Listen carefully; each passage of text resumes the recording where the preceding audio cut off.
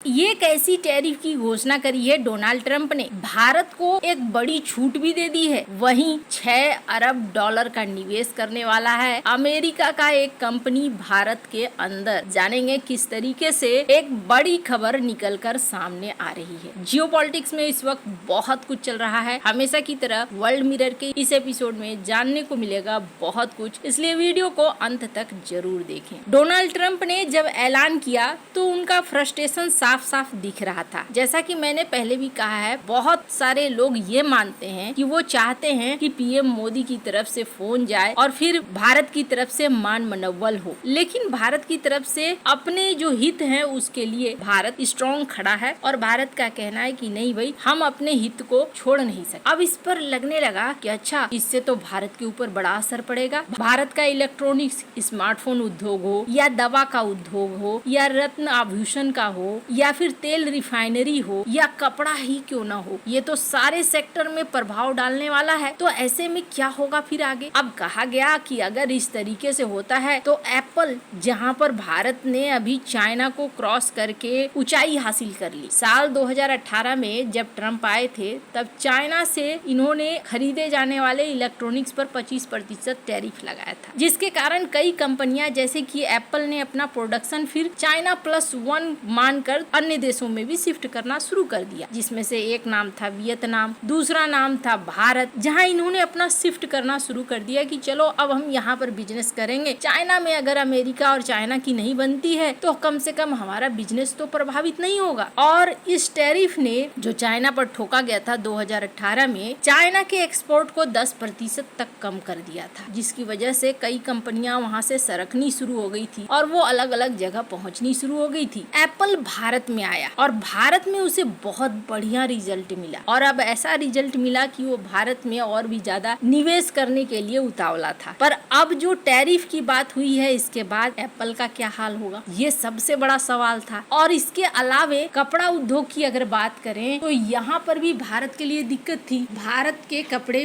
पर पहले से 12% टैरिफ लगता है और अगर 25% और लगता तो इसका मतलब है 31 से 34% लगता। इससे तो लागत और बढ़ेगी और भारत का कंपटीशन फिर कम होना शुरू हो जाएगा। अब इसके बाद ये देखने को मिला कि तेल रिफाइनरी, तो यहाँ पर तो सीधे गाज गिरता हुआ दिख रहा था। इन सब के बीच में ब्लूमबर्ग की एक रिपोर्ट देखिए, जिस रिपोर्ट ने बताया है कि आखिरकार टैरिफ के नाम पर क्या हुआ है। यहाँ पर एप्पल कंपनी को छूट मिल गई है। भारत हाल ही में अमेरिका में आईफोन का सबसे बड़ा एक्सपोर्टर बना है और दुनिया के आईफोन प्रोडक्शन का 5वां हिस्सा लगभग 20% प्रोडक्शन करता है। साल 2024 में भारत से एप्पल ने लगभग 10 अरब डॉलर के आईफोन बेचे थे, जिनमें अधिकांश 3.2 अरब डॉलर अमेरिका को भेजे गए। एक रिसर्च के अनुसार अप्रैल जून 2025 के बीच अमेरिकी बाजार में बिकने वाले 71% आईफोन भारत में ही असेंबल किए गए थे। अप्रैल में ट्रंप ने क्या किया था, इलेक्ट्रॉनिक्स को छूट दी थी। इसका मतलब क्या है? इसका मतलब ये है कि जो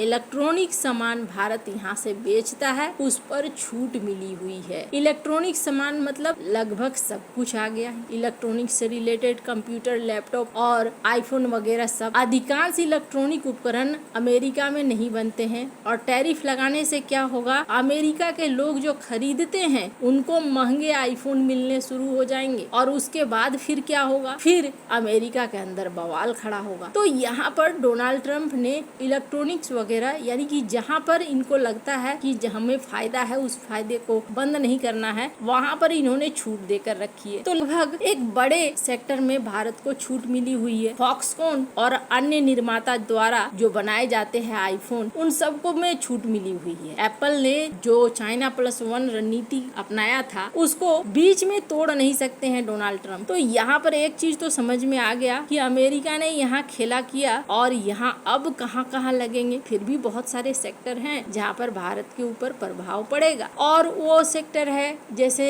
आभूषणों का सेक्टर है, वस्त्र का सेक्टर है, टेक्सटाइल इंडस्ट्री है, कई सारी इंडस्ट्री है। लेकिन एक और इंडस्ट्री है दवा को लेकर अगर डोनाल्ड ट्रंप टैरिफ लगाते हैं तो ये इनके लिए ही सबसे बड़ी मुश्किल हो जाएगी। अब जिस तरीके से यहाँ बात आगे बढ़ी और डोनाल्ड ट्रंप ने आगे बढ़कर कह दिया कि भारत और रूस की इकोनॉमी डेड इकोनॉमी है, ये सुनकर थोड़ा सा अजीब जरूर लगा, लेकिन खुद उनके ही एक दिग्गज कंपनी ने अब अपने इरादे यहाँ पर साफ कर दिए हैं, जिसके बाद ये समझ में आ रहा है कि फ्यूचर ऐसा नहीं है, अभी तक तो डार्क नहीं दिख रहा है। गूगल, जिसके सीईओ हैं सुंदर पिचाई, इन्होंने स्क्रीन पर एक आर्टिकल देख सकते हैं, भारत में 6 अरब डॉलर, रुपए में कितने होते हैं 526 अरब रुपए, इसका भारी भरकम निवेश करने की योजना बनाई है। अब कहाँ पर बनाएंगे ये? तो दरअसल आंध्र प्रदेश के विशाखापट्टनम में एशिया का सबसे बड़ा 1 गीगावाट डेटा सेंटर और उसका बुनियादी ढांचा ये विकसित कर सकते हैं। गूगल, जो कि मूल कंपनी है अल्फाबेट, ये भारत में बहुत बड़ा निवेश कर रही है। इस परियोजना में 2 अरब डॉलर के रिन्यूएबल एनर्जी के लिए भी पैसे निकाले गए हैं। मतलब जो डेटा सेंटर बनेगा, उस डेटा सेंटर के लिए जो स्रोत होंगे वो हो सकता है सोलर हो या फिर हाइड्रोजन हो, एनर्जी के स्रोत वो होंगे, न कि तेल वगैरह, गैस वगैरह। तो इसके लिए 2 अरब डॉलर अलग से निकाला गया है। मतलब भविष्य को सोचकर यहाँ पर पैसे खर्च किए जा रहे हैं इस डेटा सेंटर को शक्तिशाली बनाने के लिए। अब ये निवेश न सिर्फ भारत के डिजिटल इकोनॉमी को मजबूत करेगा, बल्कि भारत के अंदर रोजगार के नए अवसर भी देगा। ये बात भी बिल्कुल साफ नजर आ रही है। वैसे इस डेटा सेंटर में होगा क्या? तो ये एशिया में सबसे बड़ा केंद्र होगा। यहाँ data centre, cloud computing, AI, data storage जैसे क्षेत्रों में गूगल की सर्विसेज को बढ़ाएगा। इस प्रोजेक्ट में 2 अरब डॉलर, जैसा कि मैंने कहा, रिन्यूएबल एनर्जी के लिए रखा जाएगा, सौर, पवन ऊर्जा, इन सब के लिए। इसके अलावे कहा जा रहा है कि ये आंध्र प्रदेश के लिए भी एक बहुत बड़ी चीज है। ये निवेश अल्फाबेट की 75 अरब डॉलर के दुनिया भर में डेटा सेंटर बनाने की रणनीति का हिस्सा है। सिंगापुर में, मलेशिया में, थाईलैंड में भी ये इस तरीके का बनाने वाले हैं। भारत को भी इन्होंने चुना है। अब भारत यहाँ पर अगर ये डेटा सेंटर बना रहे हैं तो इसका मतलब समझ लीजिए कि क्षेत्रीय रणनीति में भारत एक बहुत ही महत्वपूर्ण केंद्र में है। ये ठीक वैसे ही है जैसे साल 2000 के दशक की शुरुआत में माइक्रोसॉफ्ट ने अपने पहले बड़े डेटा सेंटर और R&D सेंटर को भारत में स्थापित करने की योजना बनाई थी। साल 2005 में माइक्रोसॉफ्ट ने हैदराबाद में एक R&D सेंटर स्थापित किया था, जिसमें $500 मिलियन का निवेश किया था। और अब यहाँ गूगल की तरफ से भी ये निवेश देखने को मिल रहा है। आगे माना जा रहा है कि भारत सरकार और डोनाल्ड ट्रंप के बीच में बातचीत होगी तो रास्ता निकल सकता है। आपको क्या लगता है? इन सब मामले में आपकी क्या राय है? कमेंट कर जरूर बताएं। जल्द मिलते हैं अगले वीडियो में नई खबर के साथ।